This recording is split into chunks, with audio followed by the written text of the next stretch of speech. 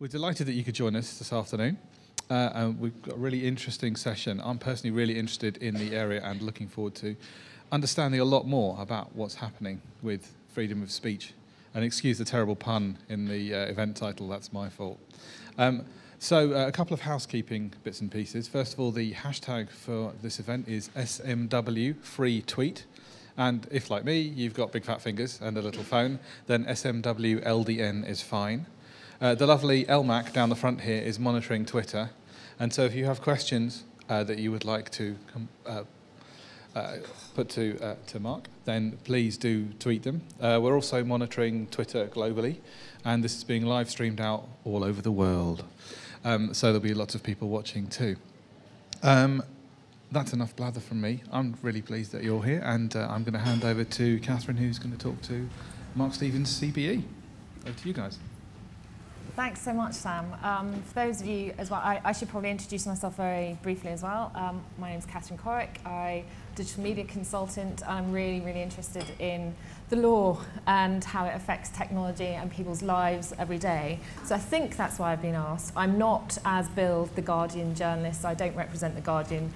I'm independent. I work for myself. So I just thought I'd get that out of the way. Although you're happy to accept a commission from the Guardian. Well, you know, should they wish to. Mark, would you like to very quickly, CBE, like to introduce yourself, and then I'll explain how we're going to do the rest of the sort of next hour or so. Yeah, I'm a lawyer, basically interested in free speech. I'm also a trustee of Index on Censorship, which is a sort of, if you like, a practical version of that. I'm also peculiarly interested in free speech around the world. I have in the past been, when the British Foreign Office had an ethical foreign policy, an advisor to the Foreign Office on free speech matters. So Mark and I know each other, you know, we've met a few times. We tend to gossip. We could talk for an hour easily without any problems, but we probably think that you might find this a little boring. So the way that I'm going depends on the quality of the gossip. It does, yeah. But you know, I think we probably need to, just for libel reasons, probably need to just keep off the gossip. So the way we're going to do this is we're going to do it in little sections. So we're going to sort of discuss an issue and then allow, because I know that there's lots and lots of peers in this room, which I'll come to in 1 second, because I'm sure you're dying to know who's in here. We're going to then ask for little questions, maybe from Twitter, but also from yourselves. So also comments, stories, anything that you'd like to relate. This is not just about Mark and I, this is actually about you as well. And the more that we get from you, the better. So we had a great conversation yesterday around skills, and actually you guys did all the hard work. We were, the panelists and I just sat back. So really this is about you. But so you know who is in the room, I've seen a rough list, but hands up if you're a lawyer in here. Okay. Hands up if you're maybe an advisor on law for your company. None of those, okay. If you're a student or maybe looking at and studying law, 1 or 2. And how many of you are journalists perhaps in the room? How many of you can actually tweet what we're about to say? How many of you are then journalists who can tweet what we can say? It's just a reference to Sky, just think, oh, there's one. So you know, it's just a kind of, even at that level, there's already censorship in how journalism works, let alone everything else. So as you can see, there's lots of different people here. So I'm just going to state 2 words to Mark and to yourselves, and I'm just going to see the reaction. Are you ready? Ryan Giggs. Gets a laugh. Titter.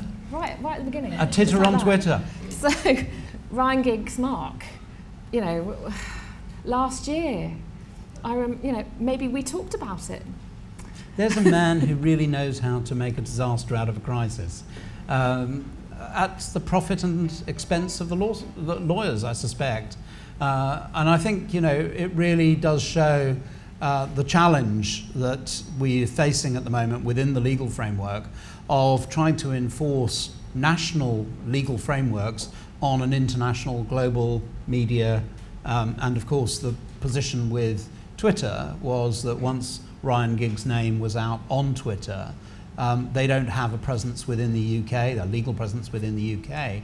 And the British judge's ruling doesn't apply in Folsom Street in San Francisco, and as a result of that, it didn't bind Twitter, and therefore they could happily publish away the material that the British court said we couldn't know about. And in some ways, none of that was new, because American papers have often been sort of doing royal stories, which we haven't been able to read here in the UK, or even in England and Wales. You know, in Scotland, they've often been able to report on things that we haven't been able to in England. So what do you think changed from it just being newspapers to being it online? Well, I think that was it. I mean, it was that whole process. But of course, I think we have also culturally changed. I mean, if you go back to the Duchess of Windsor, one of my American cousin relatives, there's a piece of gossip for you.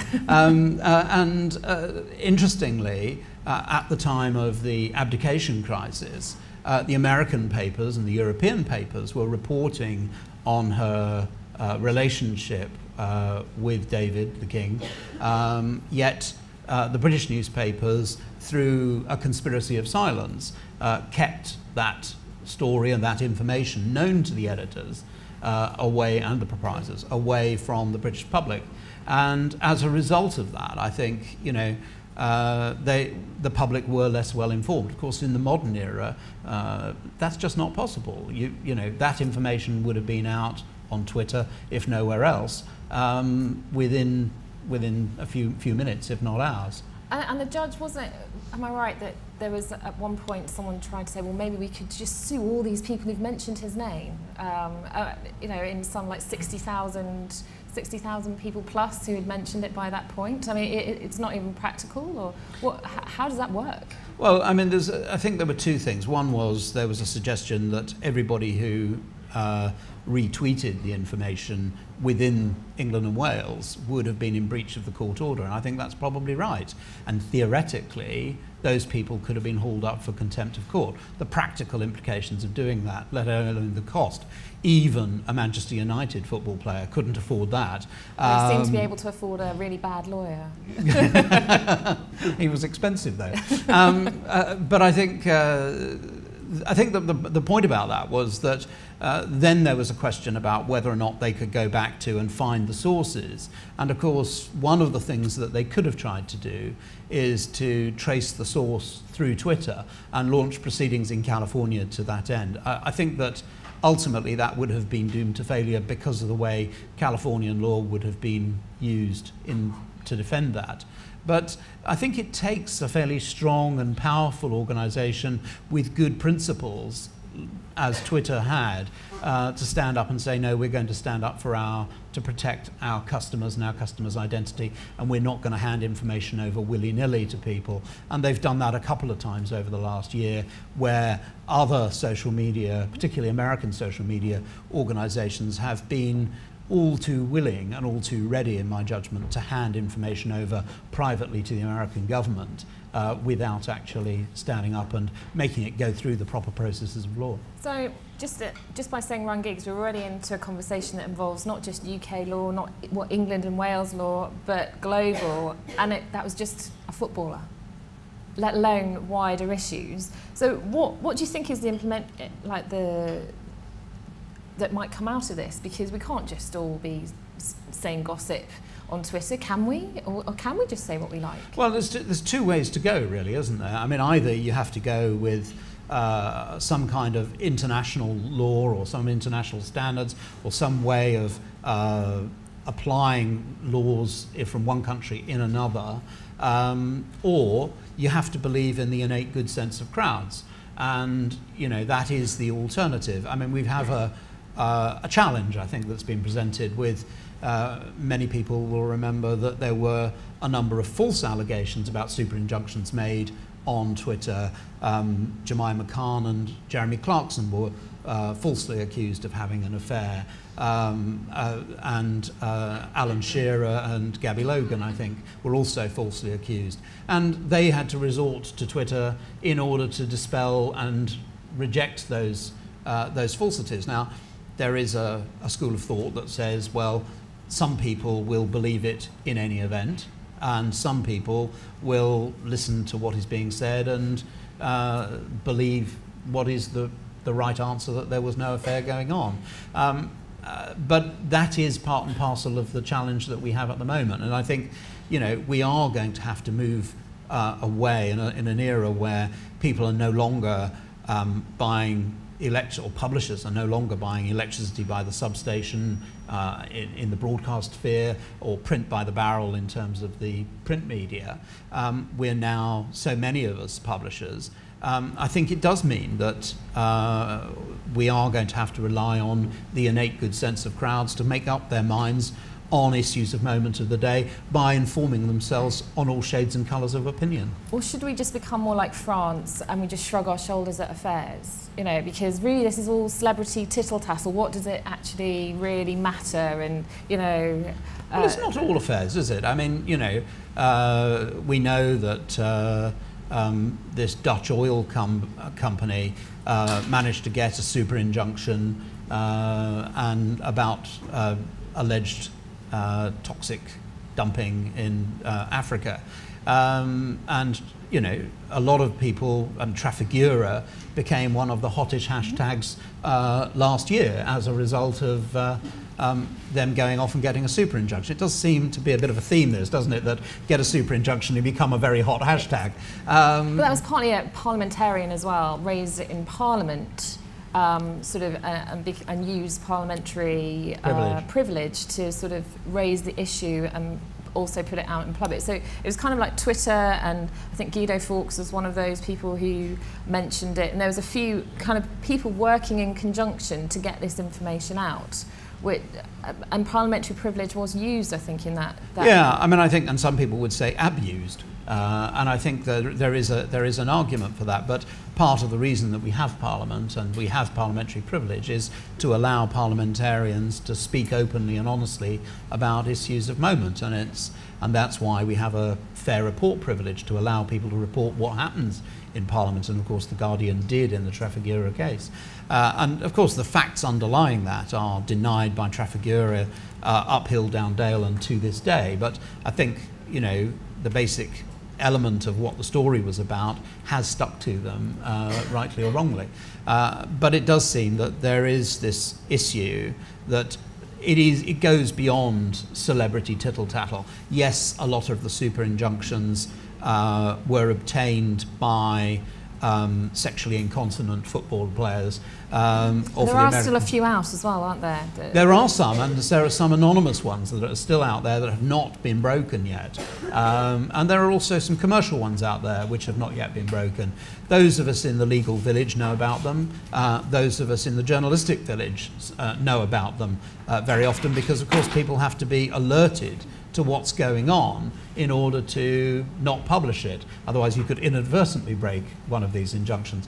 But by and large, the celebrity or the celebritized ones have been outed, and I think it's quite interesting that since there was this hiatus in sort of June last year, super injunctions or anonymized injunctions have not really been followed through. Even rather thick celebrities with rather rapacious lawyers have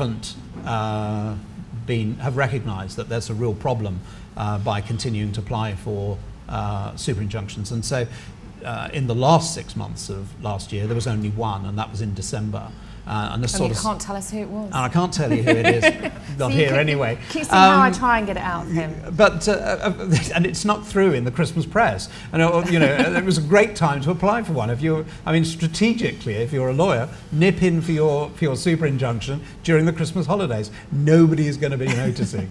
So if someone came to you to say, "I'd like a super injunction because I think, you know, something awful about my past is going to come out," what would you say? Well, you know full well they did. I mean, what I said was, and I was quite open about it with them and you. I mean, I didn't tell you who it was, but I said, look, one, I can't guarantee your anonymity. I can guarantee I can get you the order, pretty much guarantee I can get you the order, but I'm not going to guarantee that it won't come out, because the very nature of these things, people know, people talk, people gossip. And ultimately, I think there is a serious risk that it'll come out. It'll be really expensive. It's going to cost you somewhere between £75,000 and £120,000, and you haven't got a definitive outcome. Would it not be better to take, say, £50,000 and give it to a jolly good PR person to generate a lot of good sound and good noise around you, which drowns out the bad noise? And actually, that goes to speech, meeting speech in an open environment, and perhaps ignoring some of the problems that people have. And I think that that is a much more sensible use of money than lining lawyers' pockets, much as I'm all in favour of being paid and lining lawyers' pockets. So far we have to rely actually not on lawyers at all, but on the crowd and on PR. Is that right? You know, well, the PR informs the crowd, doesn't it? You tell me. I think it does. I mean, you know, I mean, ultimately, you'll never be able to sell a false bill of goods to the crowd, and you know, people will always have a view, and part of it is about exposing it to the rigour and sunlight of scrutiny, public scrutiny, and that I think is really where you get off with crowdsourcing. I think this is a good point to actually involve our crowd. Particularly also if you're on watching the live stream too, because I know that this has been a bit of a UK focus. We are going to go global as well. So I'd like to hear what you think. Now, because you're probably just stunned silence, you don't know who the person is you're sitting next to, you have no idea what I'd like you to do is spend just 2 minutes talking to the person next to you about those two ideas or those few ideas that we've had, and then come back to us with some nice questions. So you have permission to speak. You know, there's no censorship here. Have a chat. Chat amongst yourselves, yes. I assume.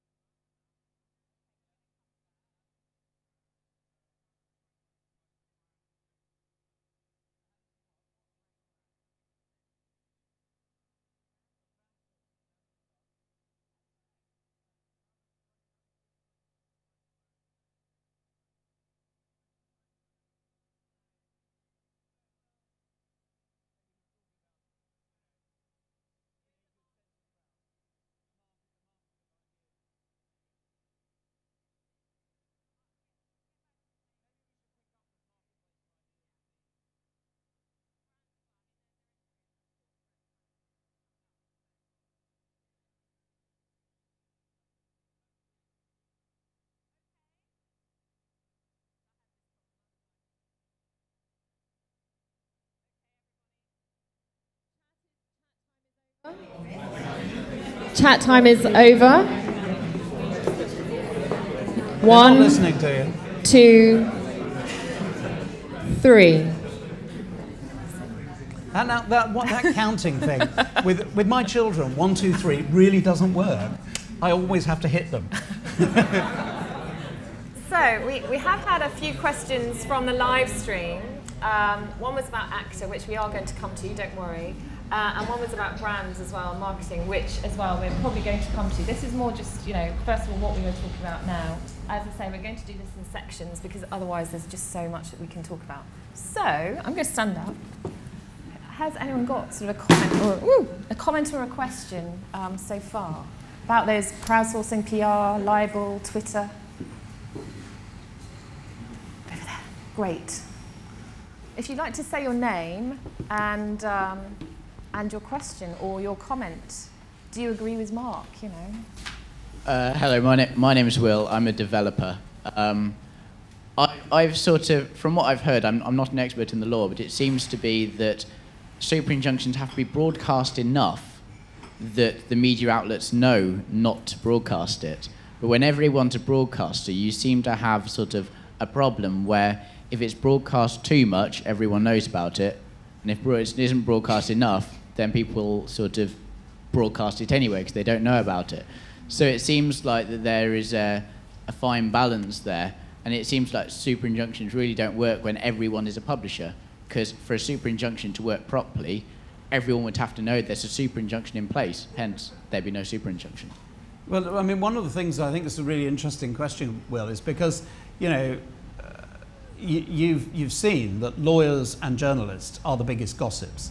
And so when super injunctions were at their zenith, the dinner parties of North London were absolutely agog with the discussion about who'd got the latest super injunctions. And of course, you know, that was the hot news. The only people who didn't know, frankly, were the great British public, or the public in the world at large. And so if you happen to have the misfortune to come from Coventry or from Loo or from Glasgow, then... Apologies to all those places. Yeah, then in those circumstances you were in complete ignorance. But, you know, the whole of the population of North London was well across what was going on. And I think, therefore, it was really a time delay between the gossips of North London and their activity on social media, or their friends' activity on social media, actually pushing this information into the public domain. Although I'd say like the Andrew Marr case actually was held by journalists for a very, very long time. I remember being in an editorial room when that sort of incident or injunction came about, and literally they kept quiet about that far, far longer than they did for a footballer. So it is a bit, it kind of stretches, depending sometimes on who it is, or I don't know, that you can't always rely on journalists to actually gossip sometimes. They do sometimes keep quiet, as do lawyers. Sometimes. Yes, they do, yes. There's quite a lot I haven't told you. But what about this idea then of, because you were saying about everyone's a publisher, and is that just, do you think that just judges don't get that, or people who are signing off these super injunctions just don't understand that? I think the thing is that... oh, have we got a mic? Sorry. Yeah, sorry.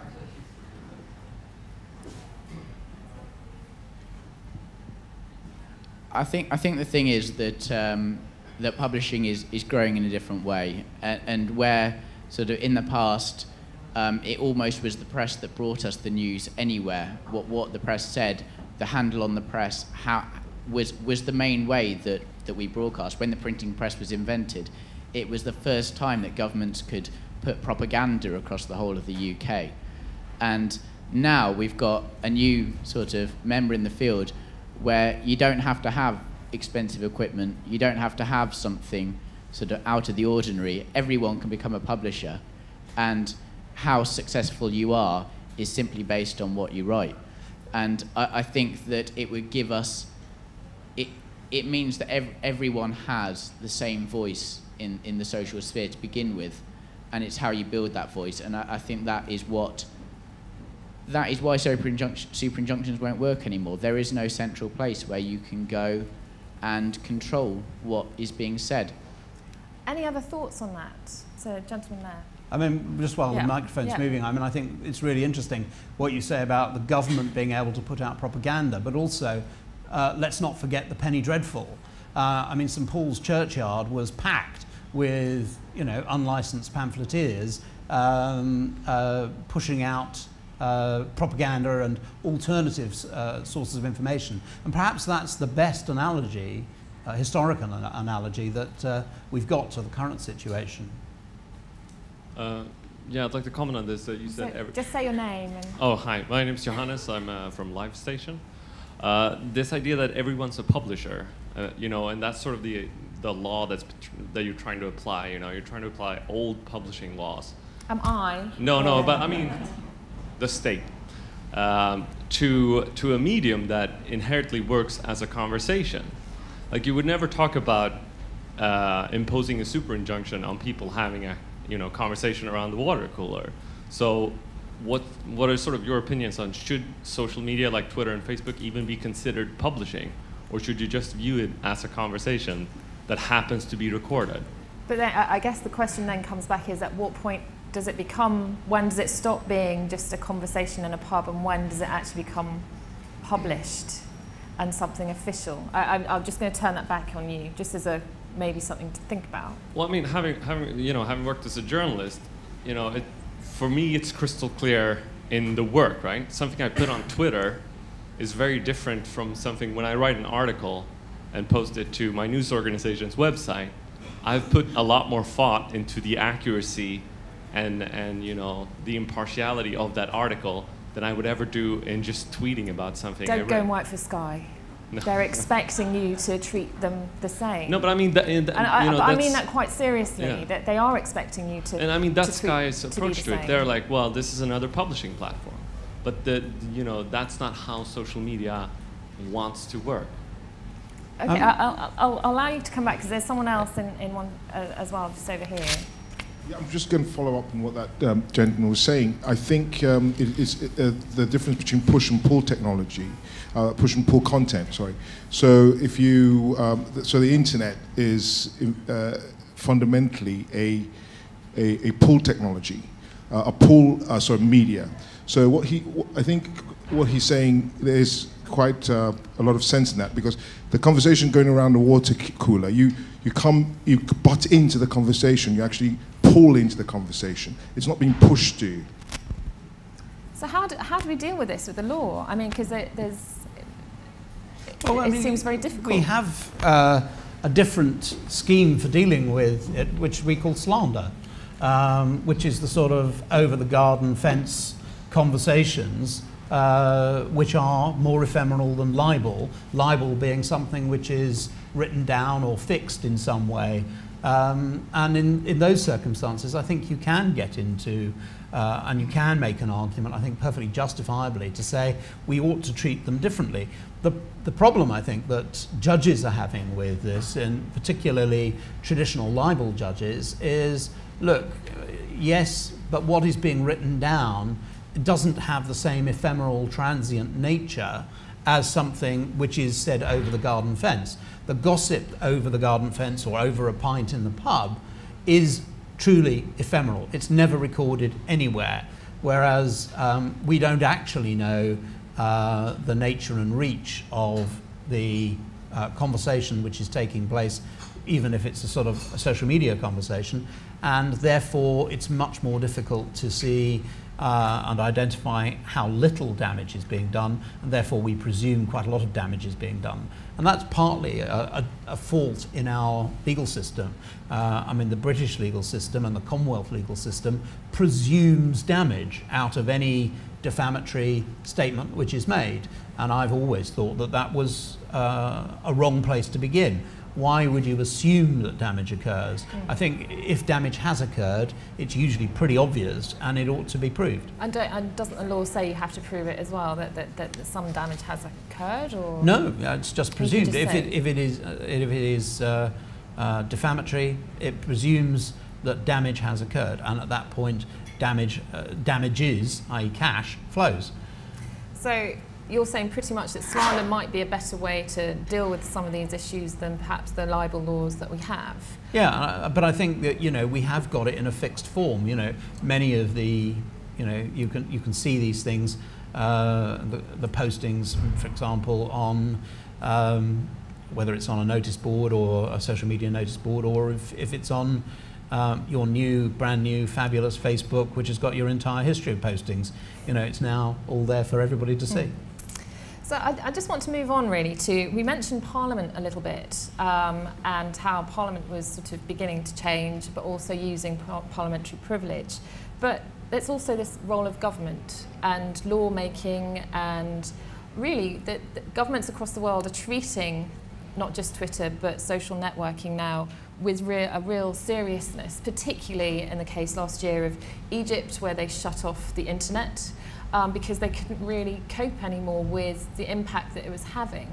So how are we beginning to just think about governments denying people of the internet? Is that a right? Do we have a right to be able to access the internet? What are government's role in this? Because I think on one side they're making the laws, but on the other as well they're using those laws to prevent people from freedom of speech. Well, I think, you know, clearly you rely on your government to provide a framework of laws within which you have the fundamental right guaranteed to everyone as a sentient being on planet Earth, the right to free speech. Of course, those rights are compromised in some totalitarian regimes, some regimes which don't welcome freedom of expression and speech in the same way that we would understand it. And I think that the challenge that is occurring with those countries is how do they stop genuine independent thought being reflected on the internet originally and now through social media. And that is, of course, joining up the dots. So what you're finding, for example, in Tunisia, is that there was a sudden unveiling to the people of Tunisia that through the Wikileaks cables, that if you believe the Human Rights Watch analysis, that there was an understanding that suddenly the Americans were not supportive of the Tunisian regime in quite the way that the locals had believed they were.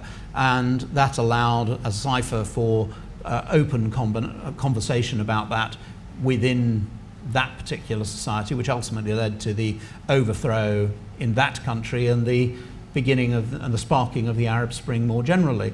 And I think that that has led governments, both in the Gulf and perhaps more widely, to look at the challenge presented by modern media, particularly social media, in the way in which they're going to communicate. Now, some regimes like China and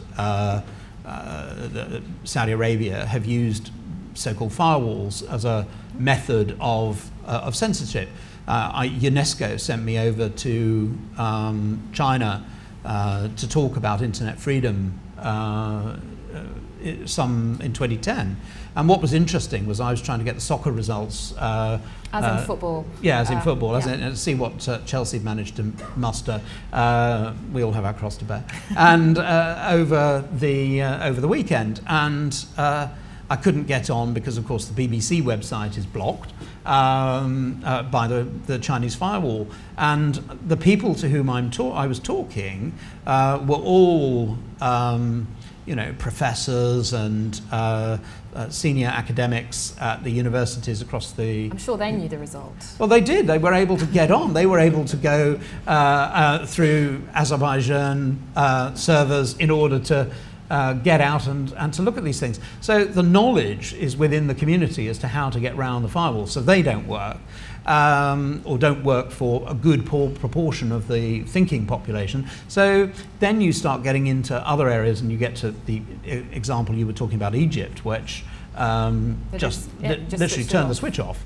And that's one way. It's pretty obvious, and of course the governments have stopped that. And in Syria, in the last few weeks, we've seen governments shut down telephony and mobile telephony. Again, I think they haven't shut the internet off, but they've shut off people's access points to it, which again is a different form of the same form of censorship. And I think we've also seen denial of service attacks. And I think those denial of service attacks, I think, have been extremely worrying because, of course, historically, if a government has wanted to censor a particular organization, then they've had to go to court, they've had to obtain an order, they've had to do so publicly, it's had to be subject to the fair rules of a court system, and it's been subject to some kind of public scrutiny. The problem that we have today is that if a government chooses to go down the route of denial of service, and I'm thinking particularly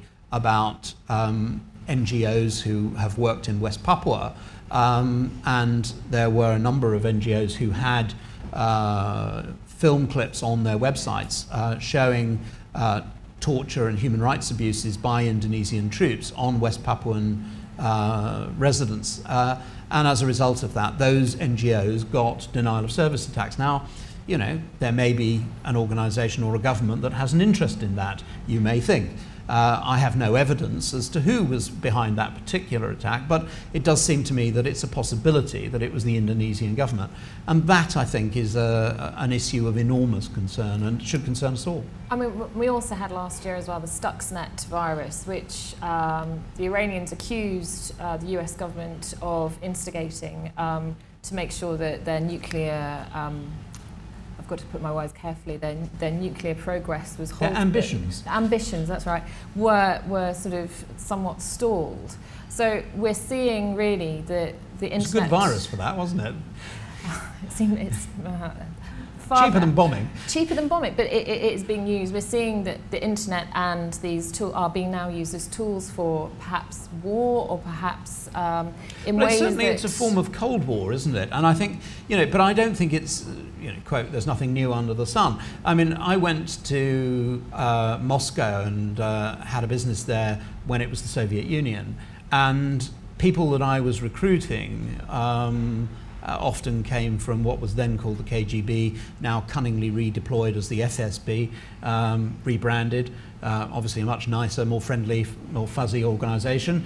They have teddy bears as a souvenir. Yeah, they leave one with every Chechnyan that they kill.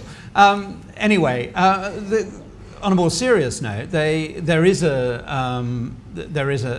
real issue, because they had actually got people from their groups, and they had determined that they were never going to roll tanks out across the steppes into Western Europe. They were actually going to take Western Europe down by attacking the banking system. They didn't realise that the euro would do it for them. But they did need, it was a way of actually attacking the fundamentals of the system. And I'm sure that any sophisticated state is going to have those tools at those black arts, if you like, at their disposal. But of course they're unaccountable. And again, Estonia, I think, accused Russia of doing something very similar last year, 2 years ago. So again, nothing new there with the banking system. So we're getting back to, again, the same things. So is this new? It's those same things as well, though, of maybe power. I think yes, there's a real thing about power going on here. But the question is, power in and of itself isn't bad. What is bad is unchecked, unaccountable power. And I think it's really important that we have the transparency of public accountability. And one of the ways we have always done that is through the rule of law, through a legal process. And what we're not seeing at the moment, or what we're seeing at the moment, is technological advances which are outstripping the ability of society to invent laws which can act as effective checks and balances. And so, for example, if you were going to wiretap somebody's phone, we know that you've got to get a judge and to have his permission to do it. So there's a judicial independent scrutiny of the process. It doesn't necessarily have to take in public, but there is a process for it to be done, and it's accountable, and there will be accountability after the event. With all of these other things, what I'm concerned about is that they can be done, they're deniable, and there isn't a formal set of accountabilities. So do you think then that we've got, with your example of Tunisia, it was the WikiLeaks leak of all the US government cables that you're saying, potentially made that all happen. We're also getting Anonymous, who are going out and doing their own denial of service attacks on various things. So they didn't particularly like what the US government, MasterCard and Visa's approach and PayPal's approach to WikiLeaks, and so they went and did denial of service attacks. So are these groups taking the place of this slow-paced law? Well, I think they are, if you like, the modern-day penny dreadfuls, the modern-day pamphleteers. And at one level, they're putting out alternative propositions and statements, but at another level, they are acting as censors from another sphere. One of the things, I know that, Anonymous is not an organisation as such. It doesn't have a control and command structure, but it does surprise me that the focus has always seemed to be on Western organisations rather than people who are committing torture, for example, or hanging people, or doing things which are perhaps more unpleasant. Maybe they are, and maybe I'm just not seeing it. But it does seem to me that there are countries out there which escape their attention. I was just kind of pausing there, thinking, actually, maybe I'd like to hear again from everyone in the audience and perhaps those on Twitter, because then what we'll probably do is think about then the global acts and acts that are then coming in by these governments too. So, I'm not going to get you to talk amongst yourselves this time, but has anyone got any thoughts on what... I keep doing that. Any thoughts about what you've heard so far? And just maybe some examples or just questions, really, as to what the challenges this brings. Yeah.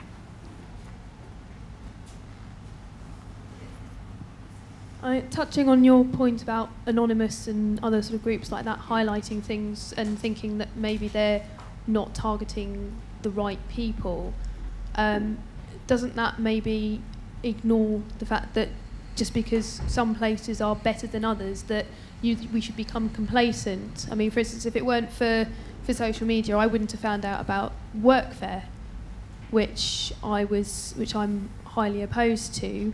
But do you want to explain what that is? Sorry, Workfare is a government programme whereby if people have been out of work and on benefits for a while, they have to go and work. Now, I know some people are good, they should be doing something, but they're not going to work for good causes or necessarily learning new skills. That programme is being used to give big private companies free labour when they should be creating jobs. Now, I wouldn't have heard about it. And paying for it. What? And paying for it. How do you mean? Well, they should pay the yeah, labour. They should create jobs, to help stimulate the economy. And I wouldn't have found out about that if it weren't for various groups. But if groups were, the point is there's someone who can focus on everything, surely. Yeah, I mean, maybe you're right. Maybe the joy of Anonymous is that it is unguided and it's about a set of individuals' values, and they may be entirely different to my own, and their interests may be entirely different to my own, and that's probably a fair point, and maybe I was being overtried. But I do think that there are governments who are making denial of service attacks, and I think they are unaccountable, and I think that is a problem. And I'm not sure that people who are expert in the internet are working to counter that. If they are, I haven't seen it, and maybe that's just my lack of knowledge rather than anything else, and I'd be interested to know if they are. Just wondering if anyone in the room works for a company who've had any denial of service attacks, because I know that, you don't have to say anything, but you don't have to give your company away, but I mean, what were your experiences there? Because these are now quite things that marketers and anyone who runs a business needs to be aware of. I think that in a way, I think you've touched on a few things here. You've touched on the fact that it's actually Parliament and things like that, and actually I think the way the government works about this is just the whole system of law works through. You've got to get an injunction through the court. From my point of view, the Anonymous group and whatever, it really was the reason why they're still here is because they weren't nipped in the bud. I think it's because the police didn't work fast enough, and if you actually look at the anonymous members online and try and track them back, it isn't that difficult to do. You can find out who they are. They're just the police don't work on that. So do you from my think point of that view, Anonymous should be prosecuted, and they're not really? We should try and get rid of them, or denial of service doesn't take any technical skills. There's programs which you can download for your computer, which will automatically do an attack whenever Anonymous are. It's ridiculous that it's that simple, and it means that it's open to everyone as a form of protest. And the reason why Anonymous is still there isn't because they're any good at hiding. It's just because there are so many of them now, the police can't deal with the movement of how big it's got. From my point of view, denial of service, I'm a small business hosting various websites, and my servers aren't designed for millions of hits in a second. I can deal with the normal traffic, I can deal with high loads of traffic, but if everyone in the world was clicking me a few times a second, you'd come down. I would come down. It doesn't take a genius. Any other thoughts on that at all? Silence around denial of service. Oh, Sam. Hello. Sam from Chinway. So we have denial of service attacks as Can well. you just maybe speak up? Sorry. So yeah, we have denial of service attacks as well, which is bizarre given what we do. Taking the point about the technology being easy, I'm not sure that's been around for a while. There's been ways to hack since. I remember old phone boxes used to be able to make free calls if you managed to tap the handset in the right sequence at the right speed. Apparently, people told me, allegedly, I had nothing to do with it. If I need a lawyer, is there? And I think that's actually only going to get worse. It's not the technology's fault that people are exploiting it. Actually, the defences are probably where it's weakest. A friend of mine runs a thing called a honey trap. It's not as bad as it sounds, where they leave unprotected servers out on the internet and use it as phishing for hackers to exploit. And he says it takes seconds before an unprotected server will be compromised. And the problem is we're quite good at protecting at one level, but actually when it goes to the more fundamental things that we all take for granted, like networks and technology, it's much less well protected because we focus on the delivery point, not all the infrastructure that gets it there. And I think it's the fact that the defences aren't keeping pace, in my opinion. Okay, anyone else on just... Oh, I see the gentleman in the... Yeah. I had a question, but it wasn't on denial of service. It no, was, it doesn't have to be, just on what okay. we've just been talking about. I know you talked about during the Arab Spring, some of the governments shutting down the internet. Is there ever an argument for doing that? I mean, because during the summer riots in the UK, a lot of the youths were using BlackBerry Messenger to organise the riots and things like that. And I know it was mooted at the time that potentially closing down the messaging service and things like that. Do you ever think there is an argument to do that? No, I don't think there is. I mean, ultimately, I think riots, for whatever reason, are not caused for reasons other than there being a reason behind them. And what you're doing is usually leaving a trail, which is indelible, and ultimately will result in some form of conviction. So ultimately, I think, if you're not going to agree with a form of censorship, then in those circumstances, I think you have to accept that one of the risks is a riot. And I think, let's take it out of Tottenham for a moment and turn it into Egypt. Would we have been happy, or in Iran, are we happy to see the authorities and the brutal states regimes in those countries turn off the internet so that actually what we aren't able to see what is going on? I mean, the brutality of Syria, every BBC report is prefaced by we cannot vouch for these pictures, we cannot vouch for the number of people that are dead.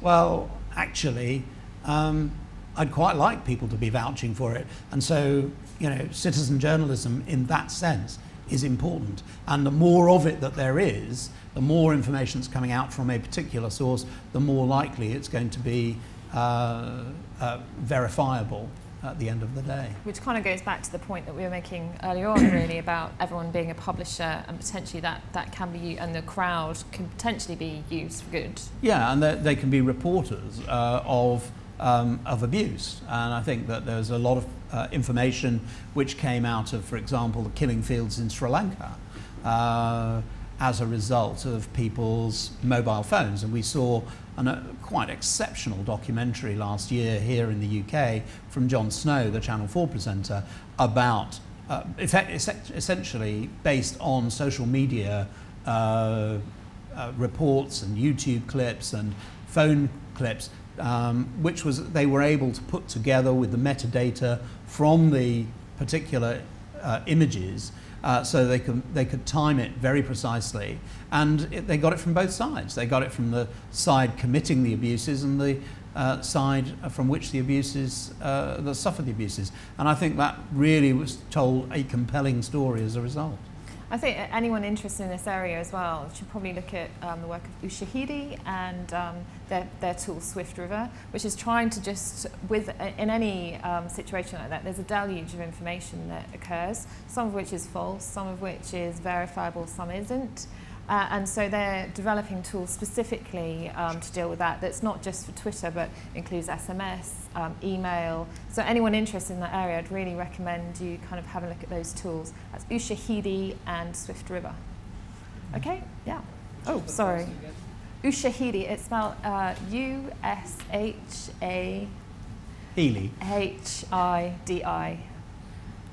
My spelling's not very good, so if that's wrong, I'm sorry. Sorry, yeah. I think one thing that needs to be taken into account is the perspective. Sorry, could you just say your name? Sorry, I'm Tony Salter. The perspective of the person who's actually looking at the media.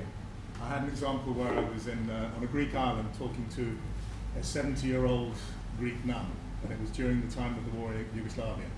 And we were talking about everything, and she said, well, the thing is, all of the stuff on CNN, all of those things you see, well, it's not true, is it? It's just propaganda that they're putting out. And I said, who are they? And she said, well, it's the Americans, the Catholics, and the Jews, of course. So it's prejudice follows. So she saw the stuff, it was there for her to see, but she didn't believe it because she'd been told it was all propaganda. I'm going to just take one more and then we'll move the on because we've got lots crowds. more. Yes. Just that gentleman in the navy jumper. Yeah. Peace, Adi, and I'm a solicitor. I think we touched on ubiquity of the internet, and I think that's a very important issue in the regulation of the internet. Both the Cybercrime Convention, the European Cybercrime Convention, and the International Cybercrime Convention are a step in a direction to try to manage the many difficulties, crimes on the internet, like illegal porn, terrorism, copyright infringement, etc.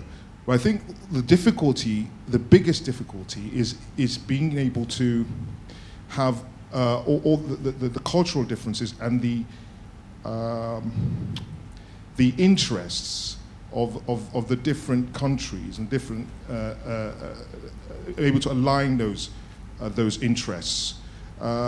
Because, as you know, the Americans don't like these treaties because they don't want to find themselves being caught over the treaties, and the internet itself has got it's unfair in many ways internationally. For example, in Africa, in sub-Saharan Africa, the average internet connection is just in kilobits per second. It's about 8 kilobits per second, so it's just a dial-up connection. The UK is at 5 to 8 megabits per second, and South Korea is 35 megabits per second. So even the sub-Saharan Africans don't have, they're not even concerned with these issues because they can't even download movies in the way we can. So what I'm saying is that in order for there to be regulation, which you must have on an international level, the entire internet itself needs to be looked at and made fair right across the world. I'm not sure, Katie, that I would accept the premise of that you need regulation. I'm not sure that, I mean, clearly there are some limits on free speech, but I think once you start talking about regulation, you then get into this slippery slope about cultural relativism, which is a line that I don't buy. Clearly there are things which different groups within society are sensitive about. But should we censor speech which we find offensive? No, I don't think we should. Is it a matter of good manners that you don't offend people? Yes, it is. But should there be laws against it? No. And I think, restrictions on free speech ought to be extremely narrowly tailored in terms of whether it's in relation to, national security or any other sphere where you're going to limit speech. I think that it needs to be narrowly tailored, and there's got to be some pressing social need to have it. And I don't buy cultural relativism. I accept the point about different pace of technology allowing different accesses, but I think that that's a completely different issue. So it kind of brings us on really to this global nature as well of how you regulate these things. Now, Twitter in the last 2 weeks has decided that it would like to filter by country and according to country laws instead of doing across the service sort of blocking. What do you think that's the right route for them to be taking? It's been controversial, and some think it's a good idea. Others think, well, no, actually, that's just blocking all freedom of speech, much as you've just said. Well, I think that they can only have been advised by a lawyer in relation to that. Oh, really? I mean, you know, why on earth would you try and comply with every law on the planet from a country that thinks that the education of women is something which is to be forbidden, through to something which is much more laissez-faire like America? I really don't get that, and I think that you should stick to a standard, and the US standard for a US company seems to be the right one. Otherwise, all that you get is this fracturing of information again on a country-by-country basis. And actually, in order to inform yourself about what's going on in the world, you need to understand the international dimension. So do you basically think they've created a rod for their own back? Yeah, I mean, they've got... and a big lawyer bill. Well, we've got a big lawyer bill and a postcode lottery. You know, if you happen to be in America, you'll get a lot of information. If you happen to be in China, you'll get much less. If you happen to be in Saudi Arabia, you'll get nothing. So, you know, it's that kind of analogy, I think. So do you think, going back to our Ryan Giggs analogy then, right at the beginning, that had it been Ryan Giggs been bubbling up, actually now we would not have heard of it in the UK? Is the filtering, do you think, to that extent? Well, I mean, it does seem to me somewhat foolhardy to have an injunction in place in England and Wales where the words Ryan Giggs can't pass our mouths, and the details, the rather seedy and sordid details that are alleged to have occurred, can't pass our mouths, yet every other country on the planet is discussing it widely and openly. We're back to the days of the Duchess of Windsor, and again, you know, I think it makes us a laughing stock, and I think that's why it's not practical or feasible or sensible. And I don't see a really good pressing need to do it. I thought that they were very sensible to maintain a base in Folsom Street and, you know, basically avoid censorship. One of the things that Twitter is saying is defending itself is using, I don't know how many of you come across chillingeffects.net, which is run by EFF. And Chilling Effects is basically a register for any company who wishes to say that they've had I'm just making sure I've got my words here, a DMCA notice. So that's a cease and desist notice that they have to stop. Now that could be around copyright, libel, breaches of data, all sorts of things. And if you go to the Chilling Effects website, you can actually search which companies have received these, when, etc. So I was searching this just for fun, as I do, on, I think it was yesterday, to see how many Google had received by the BPI, which is the British phonographic industry. It's the record industry in the UK. And on the 7th of January, I think they'd received 156 notices, mostly about copyright. But I can actually go and see it. So there's transparency there, which was kind of linking back to what we were saying earlier on. So do you think that's a good enough justification that, you know, actually Twitter's saying, well, we're going to list them. We're going to say if we've been asked to take something down or asked to filter something. Well, it's good to be transparent about what you're asked to take down and what action you've taken. And I think Google's dashboard has a feature where you can look at what governments have asked Google to take down. And that, I think, is really helpful. A lot of people don't use it or go there, but it is an important tool to have in terms of transparency. And although it's often out of date, it's like, I think, well, you know... yes, but you get the point. The point you're getting to is one of accountability. You're holding someone up accountable, and you're saying, you don't want this published or broadcast, then we're going to say that you don't want it published or broadcast, and it's up to you to justify why. And we'll make a decision as to whether or not we're going to take it down and comply with your request or not. And that seems to me to be pretty open and transparent way of carrying on. Now, there are issues around that. I'm sure that people who believe more fundamentally in privacy would think that it's appropriate to have that kind of information out there. But you know, that is a debate, and I think there's two legitimate sides to that particular argument. Okay. On that as well, as we're dealing with sort of these bigger, wider issues, we've had ACTA mentioned around copyright, and we've also had PIPA, both of which actually the campaigns against them, a lot of them happened via social media. Wikileaks, not Wikileaks, sorry, Wikipedia. Making their site black for a day. Actually, I found that if you went to different country sites, you could get the data and you could actually find out all sorts of things. But anyway, again, I lead a sad life and I test these things out. But that campaign was led online and it was lobbying. Now, some might argue that Wikipedia have only ever lobbied about that issue and nothing else. Was that justified? You know, it was about freedom of speech. They thought that this was the right issue for them to claim. Well, it's an issue they feel very strongly about, but anyone who's uploaded a photograph to Wikipedia knows that you have to warrant that it's your copyright and that you have the right to do so, and you also have to grant them a Creative Commons license. So ultimately, they're abiding by the copyright laws at the moment. So I don't see that there's a real problem with that. Perhaps, well, not perhaps, I can be sure that Wikipedia would be better if there was a greater degree of illustration on it, both in, you know, sort of hand illustrations as well as photographs. But, you know, that's part and parcel of building the product that they've got.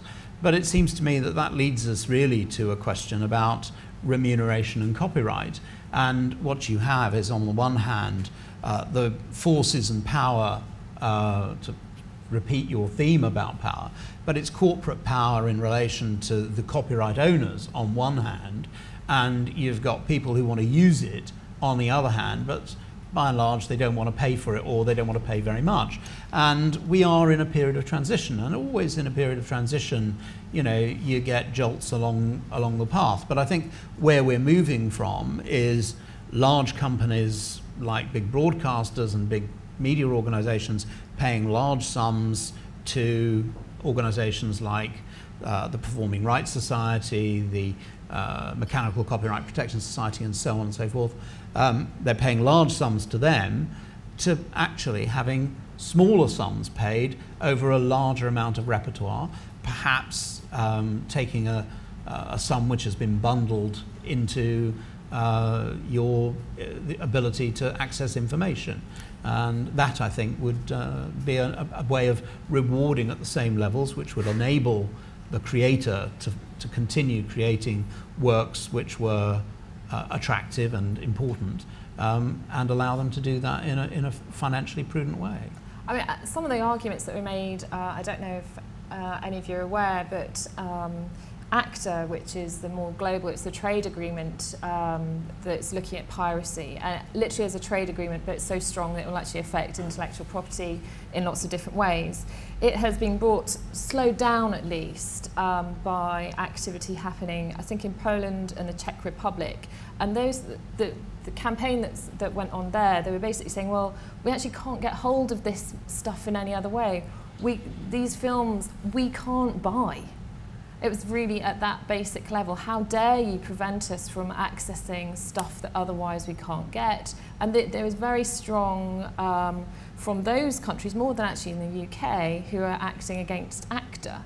How many of you are familiar, with ACTA and we know what we're talking about here, because we could ramble on about it. Has anyone got any specific questions about it, or at least something that, okay, whilst we're on the... Can I, just before we go to the question, can I just say, I think one of the issues about this, though, is about displacement.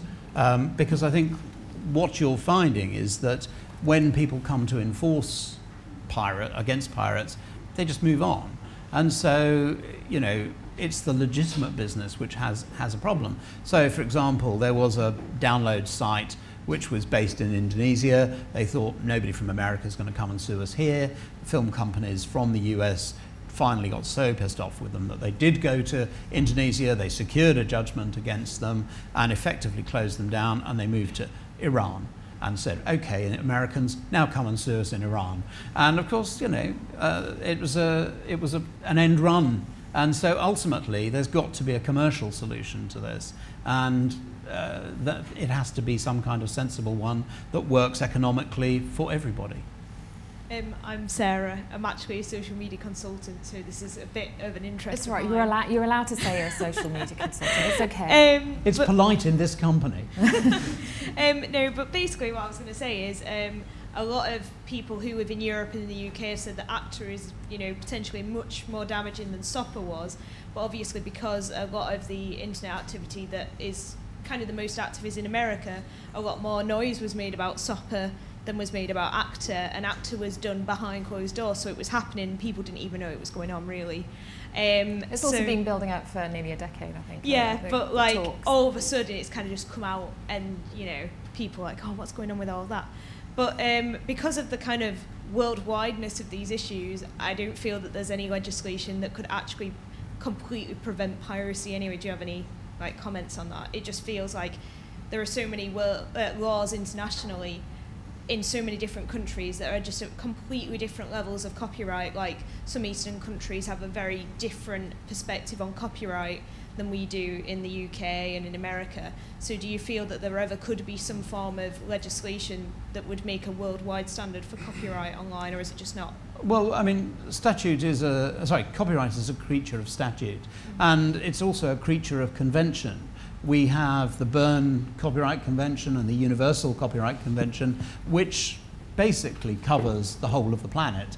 And as a result of that, I think you do have a universality of standards. I think what you have between different countries, and it tends to be based, I think, discriminatorily on countries which can afford to pay for the exploitation of rights, societies which have enough money to go and buy records or downloads or videos or DVDs or whatever it happens to be, on the one hand, and countries which genuinely don't have that money.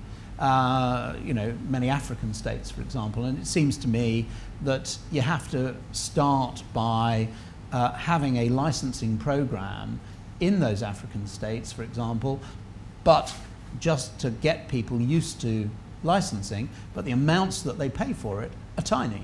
Which has happened with pharmaceutical industry more within, to a certain extent within Africa. Yes, it has, and I think, you know, but it's not quite universal. as extreme as I'm advocating in this particular instance. So I do think, though, that ultimately you have to recognise that copyright and trademarks and, you know, design right and such like are economic rights.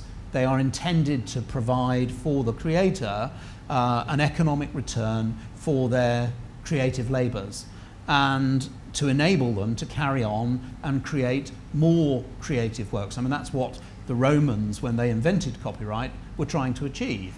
And as a result of that, it seems to me that we've got to move from a model where there are very few sources of that economic income being provided, relatively few, to a much broader base of people paying obviously significantly less sums, but perhaps coming to roughly the same total. And so we're in this transition, and we've got to get to the point where lots of people are paying a little, and we're not anywhere along that road. I'll bring in Cliff Richard at this point. You know, I know Cliff Richard is probably not the trendiest thing to mention right now. But you wanted a quick, quiet prayer? Well, no. But Cliff Richard, 75-year, the copyright extension, he now, you know, it's been extended enough that his first record is still now within copyright due to extension of copyright within Europe. I think the same with the Beatles as well. So these guys are pretty rich. You know, do they really need it? Originally, copyright was about 15 years, if I'm right. 50 years. Life plus 50. So and it's now the only reason it went up to life plus 75 was because we joined the European Union, and you can never take rights away, and some European Union members had life plus 75, and so we all had to graduate up, and in fact everybody's now graduated up globally. It goes back to your global point in the sense that everybody's now going up and recognising this on a sort of uniform basis. But the period of copyright doesn't really trouble me. It's how you actually get a source of income. And I think, you could look at downloads, for example. I mean, whilst downloads weren't really being provided, people basically used Napster and ripped stuff off.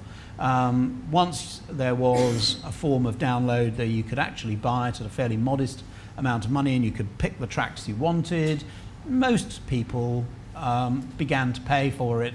Perhaps not my kids, but so most people who had income would buy downloads because it was easy enough to do. I'm going to do a quick survey here. Who has? Honestly, we're not being filmed. Who has content that's pirated somewhere on their computer? I think the rest of you aren't being honest because this is all being recorded.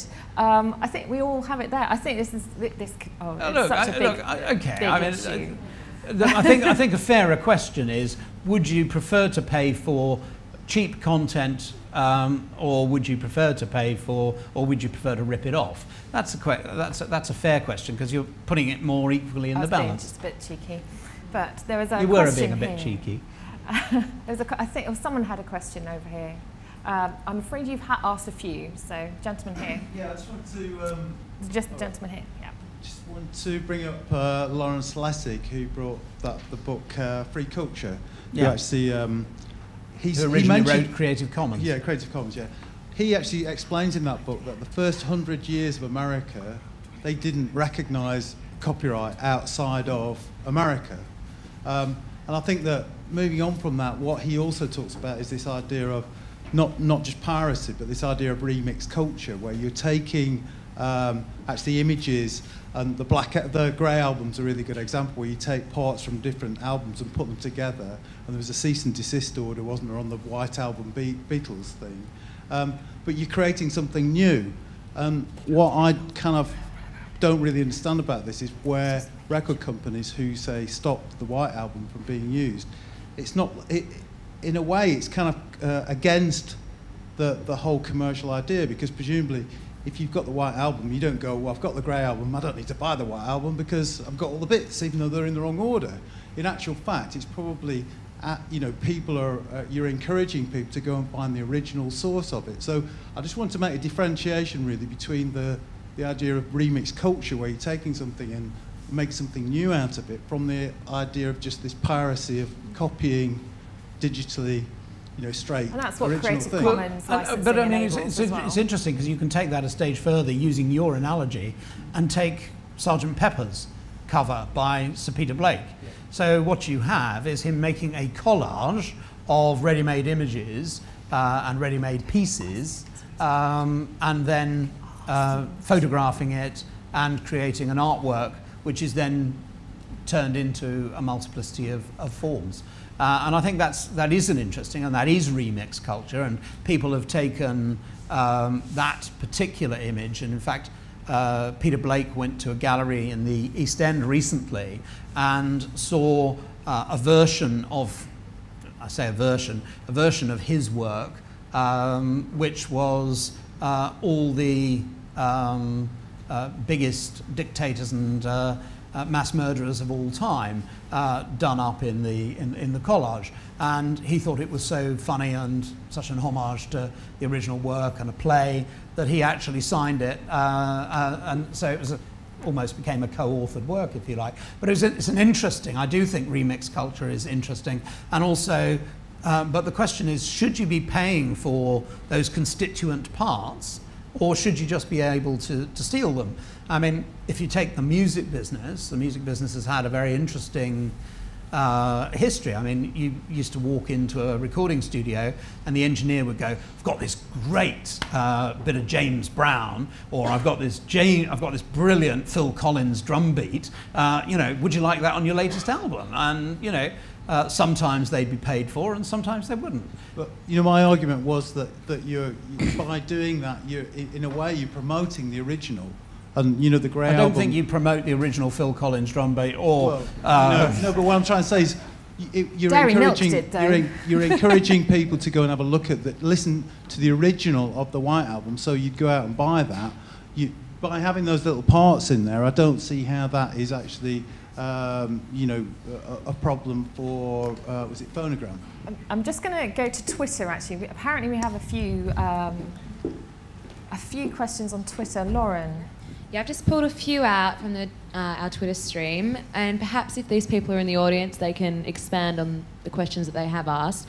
At ProTech Digital has asked, when does a tweet move from being a conversation to published work? It's published work from the moment that it you press return on the keyboard or tweet. Yeah. That was an easy answer. There you go, guys.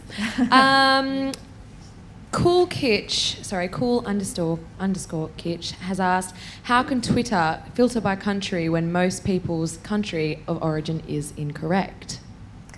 We were discussing this beforehand. So the way in which newspapers have been doing it, and I'm assuming the same technology is being deployed, is that they use the service provider's apparent country of origin. It's not perfect. In order to determine where you appear to be coming from. So do you appear to be coming from France, or do you appear to be coming from London?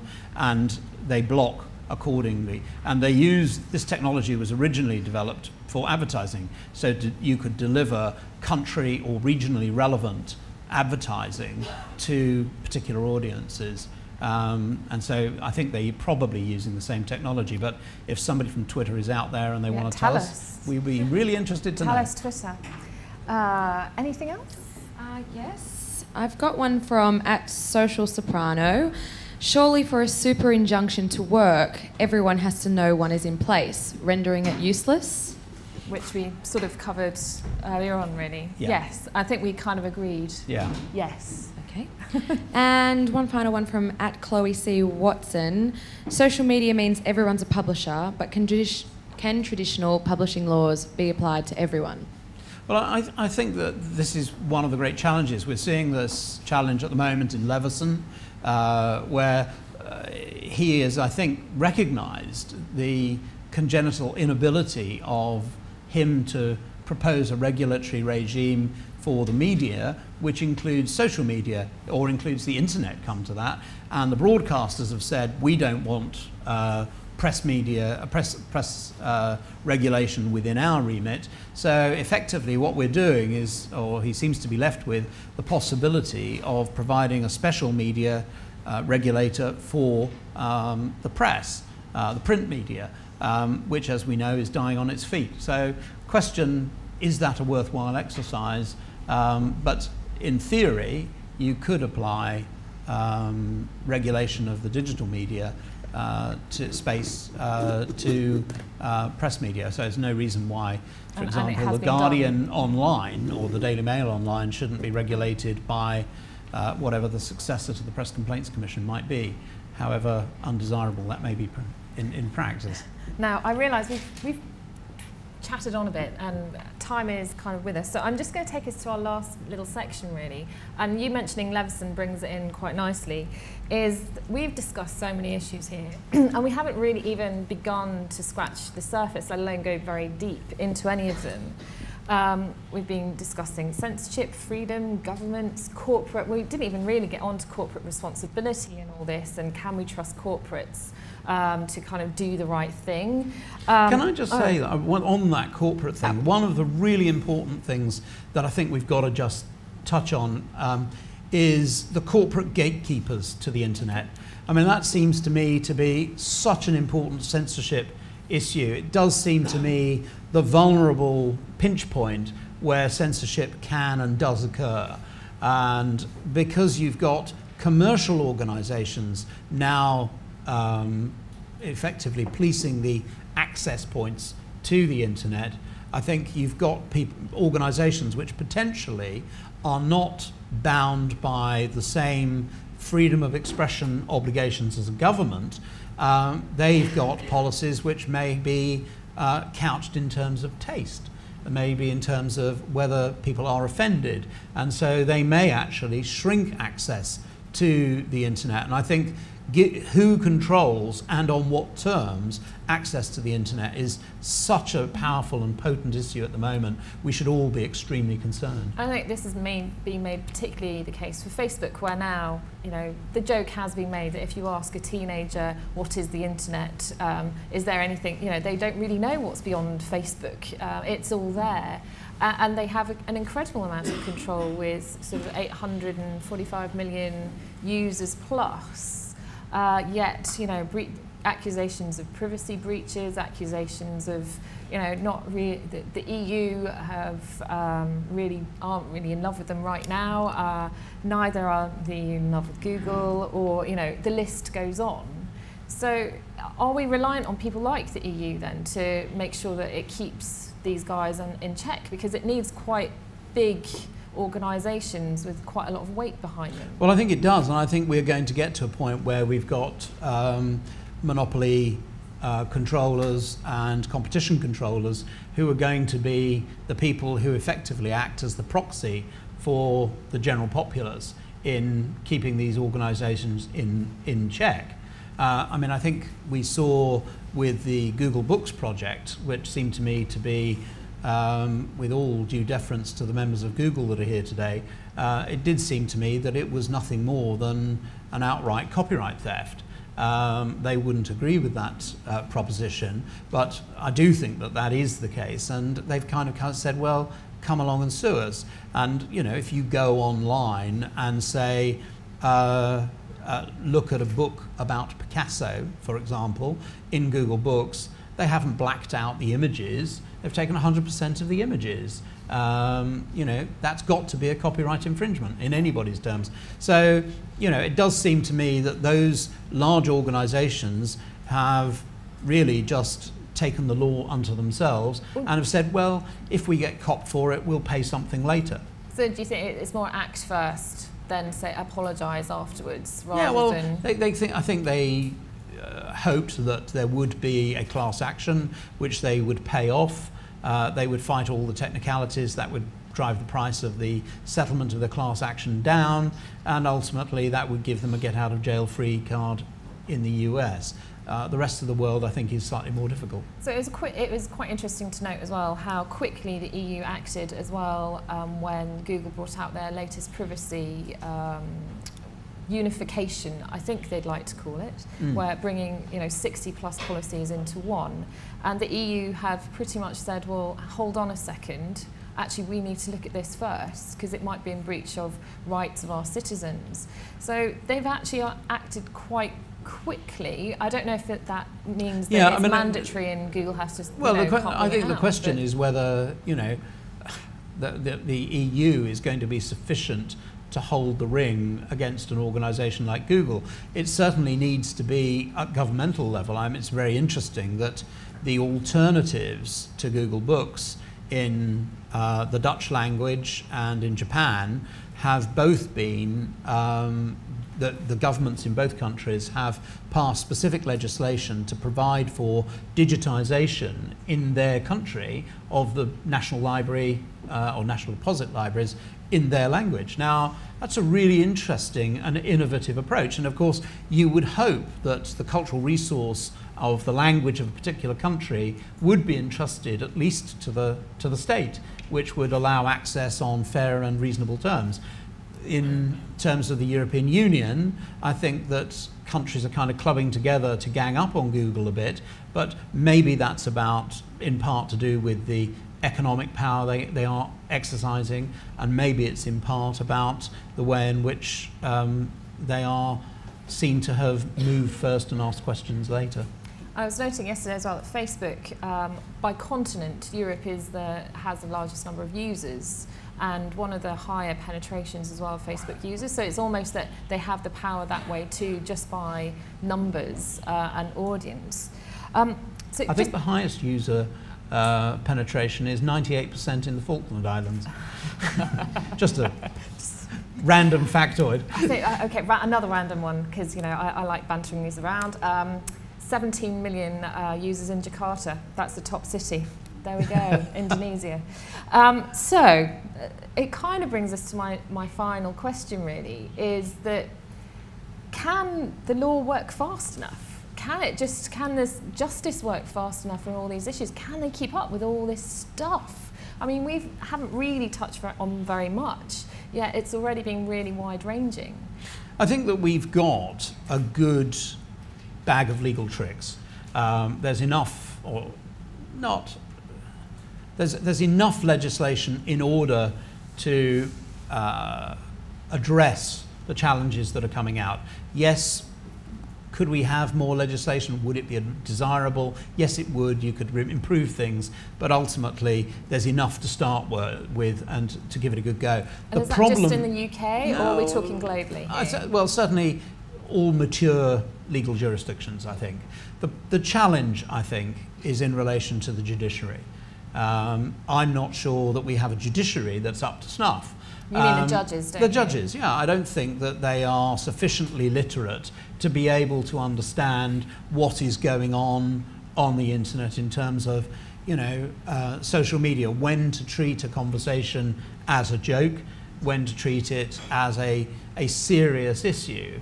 I mean, one of the things I discovered the other day is that the Department of Homeland Security is now monitoring people's tweets to determine whether or not they're fit for admission to the United States. Now, if you're going to say, I'm going to go and take out America, or I'm going to bomb America as a joke, or I'm going to have a way good time. Or blow out. I'm just going to have a big blowout. I'm going to blow up America. I'm just going to have a fabulous time in Vegas. Then you may not be saying, I've got TNT strapped to my underpants. And as a consequence of that, they may read it wrong. And you've got to recognize, I think, that there are a lot of people out there who are in the Department of Homeland Security who perhaps don't have the same level of humor that you and I do. And English may not be their first language, but certainly if you're going through Miami Airport. And as a consequence of that, I think there really is an issue about taking things out of context and getting back to where these kinds of conversations should be put into a proper context. And that accusation was actually made in the UK as well, with if you use the hashtag Twitter joke trial, you can try it now, those of you there. It was of a gentleman who was very frustrated that the fact that his girlfriend was going to be delayed at Robin Hood Airport, and he was angry at that point, but threatened to blow it up in a joke. People around the world will not believe that there's an airport here called Robin Hood Airport. There is Robin Hood Airport in the Midlands, and yet he's been in Sherwood Forest. And he has, I think, the Terrorism Act, is that right, was used against him to be arrested, and that trial, I think, had last week went back to trial because he was found guilty, and it's I can't remember, I don't know the decision, I haven't actually followed it up, but he said it as a joke. So even in the UK, are you saying that we just don't have that sort of sophistication? I think people are not sophisticated enough. There have been, interestingly, some very good decisions on internet and social media related issues in America, particularly at the Supreme Court, because what happened was that you got very bright young associates and interns coming in to work with the judges who explained to them and showed them how this funny internet thing worked. But even then, they're still not quite sure that they want to engage with it. They haven't understood quite the lingua franca of the internet. And I think there are advances being made. I mean, in the last couple of weeks, in fact last Monday, we had the UK Supreme Court became the first Supreme Court, which is at Supreme Court _UK, became the first Supreme Court in the world to begin tweeting. The tweets are, as you'd expect from judges, pretty anodyne and pretty uninteresting. But the significance of that fact was marked for me by the fact that before the first tweet was issued, they had over 1,300 followers. People are interested. Yeah, people are interested. And as a result of that, I think it is an interesting area and it is penetrating all levels of society. And when judges do get to understand, and when the current members of the legal profession ascend to the bench, hopefully they will bring with them their knowledge and understanding of what modern society is and the way in which social media works within it. I'm going to leave it on that note because that seems almost positive. Almost. How are we for time, Sam? Is that it? That is it. Mark, thank you very, very much for Pleasure. chatting. And I hope you just give him a round of applause really for talking that much. Thank you.